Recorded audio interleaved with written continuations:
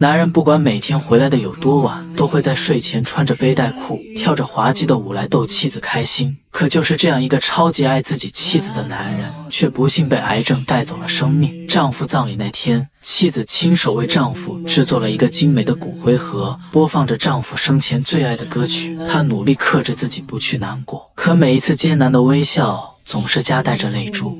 之后，他抱着骨灰盒回到家中，原本拥挤的客厅却显得格外宽敞，没有了往日的喧闹，也少了那声柔情蜜意的关怀。他只能放下手里永远沉睡的挚爱，一遍又一遍拨通他的语音信箱，也只有这样才能听到丈夫鲜活的声音。她每次都会冲2杯咖啡，然后穿着丈夫的外套，感受着一丝温存的气息。她总是在睡觉时让丈夫去关灯，可当她翻身搂住旁边的枕头，没有阻力的扑空感瞬间将她拉回现实。她只好起身躺在沙发上，面对着丈夫的骨灰盒安然入睡。她变得越来越颓废，不去工作，也不接任何嘘寒问暖的电话，只是穿着丈夫生前最喜欢的背带裤，唱着那种撕心裂肺般的歌曲，来回抚摸着摆满遗物的桌柜。她几乎沉醉在自己的世界里，完全没有注意到妈妈和闺蜜早已走到她的身后。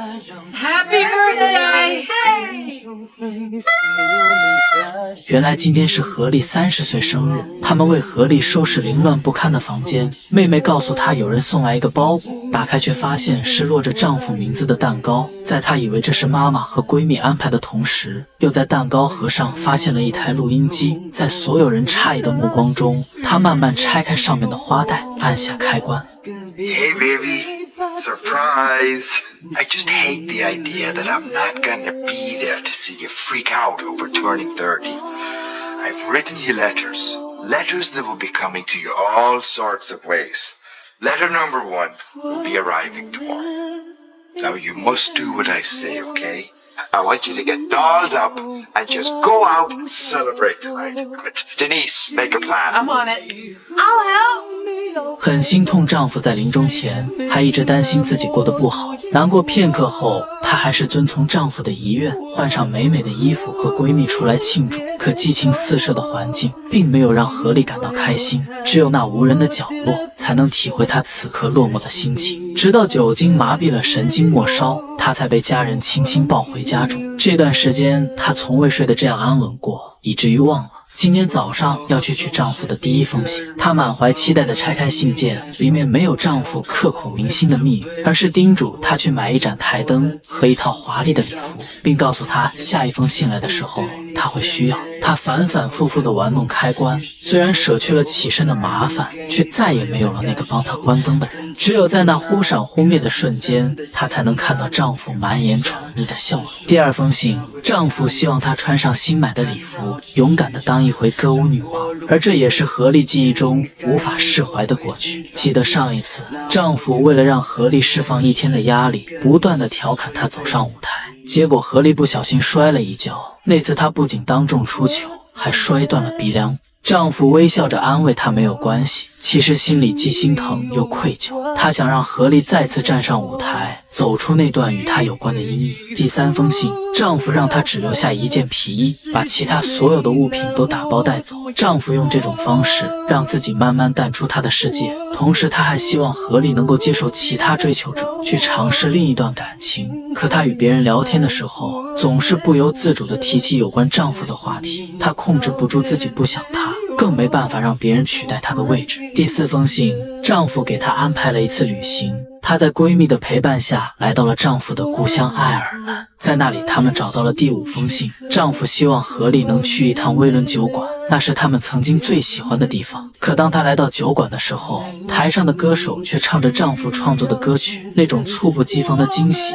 又勾起了何丽的回忆。那时丈夫总是满眼爱意地看着自己，也是在这里他们一吻定情，而这些美好却随着丈夫沉淀在心底。她不明白丈夫为何一直提起往事让自己难过。她偶然听到2个闺蜜的对话，她们一个即将结婚，一个孕育了新的生命，而只有自己还在停滞不前。这时她似乎明白了这趟旅行的真实用意。之后她去看了许久未见的公婆，刚开始还有点拘谨，她担心公婆还在因为自己带走他们唯一的儿子而生气，但公婆的热情与关怀让她瞬间打消这种念头。他们理解也尊重儿子的选择，并且爱他所爱，疼他所疼。公婆希望何丽在以后的日子里可以经常回来看看。他们还递给了何丽第6封信。原来丈夫早料到何丽会来拜见父母，就以这种方式来维护他们之间的感情。信上提起了他们第一次邂逅。那天丈夫下班回家的路上遇到了来爱尔兰旅游的何丽，第一眼他就被这个色彩斑斓的女孩所吸引。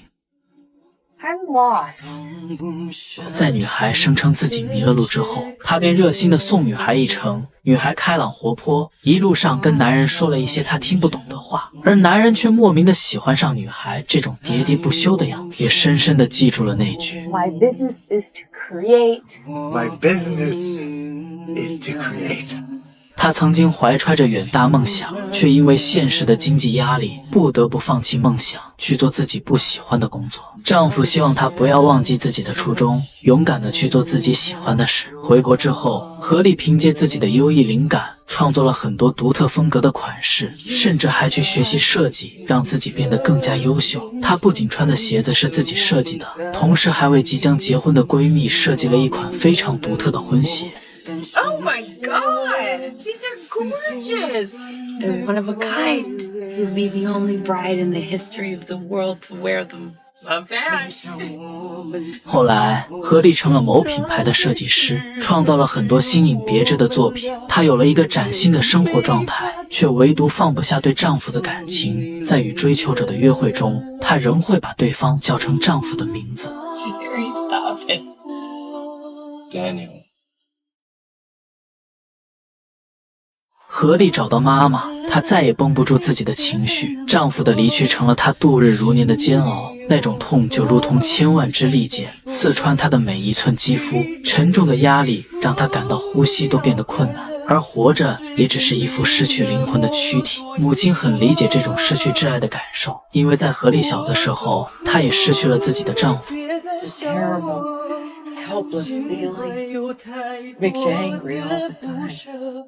So you have to stop waiting. 说着，母亲就拿出了第7封信。原来母亲受丈夫的委托，在她离开后帮她寄出所有信件。母亲不想女儿一直活在痛苦当中，希望她看完最后一封信后，哪怕孤独终老也好，一定要继续往前走。 Dear Holly, I don't have much time, but I have a feeling this is the last letter because there's only one thing left to tell you. It isn't to go down memory lane or make you buy a lamp. You can take care of yourself without any help from me. How lucky am I? You made my life, Holly, and I'm just one chapter in yours. Don't be afraid to fall in love again. P.S. I will always love you. 丈夫在每一封信上都附注了“我爱你”3个字。他用自己的方式陪妻子一点点走出痛苦，同时实现了他没来得及兑现的承诺，那就是给他一个快乐的人生。何丽也终于明白，丈夫从没有离开过自己，只是换了另一种方式陪在她身边。她勇敢地越过了那条迷茫的山沟，带着丈夫的思念与牵挂，踏寻着快乐的时光。或许爱就是这样。 不用你是否每天都要陪着对方，不用你时刻挂在嘴边，不用白头偕老，也能天长地久，万年绵延。